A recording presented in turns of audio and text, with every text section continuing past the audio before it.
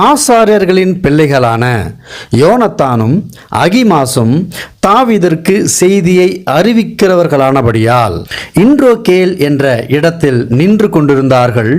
ஒரு வேலைக்காரி ஊசாய் சாதோக்கிற்கும் அபியாதாருக்கும் சொன்ன அந்த அவசர தகவலை அந்த இரண்டு பிள்ளைகளுக்கு சொன்னாள்.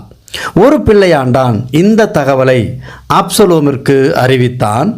இரண்டு பிள்ளைகள் அதிசீக்கிரமாய் போய் பகூரீமில் இருக்கிற ஒரு மனுஷரின் வீட்டிற்குள் பிரவேசித்தார்கள். அந்த வீட்டின் முற்றத்தில் ஒரு கிணறு இருந்தது.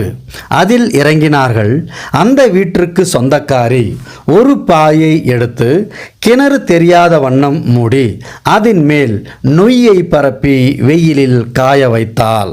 அப்சலோமின் இராணுவ வீரர்கள் அந்த ஸ்திரீயிடம் வந்து அகிமாசும் யோனத்தானும் எங்கே என்று கேட்டார்கள்.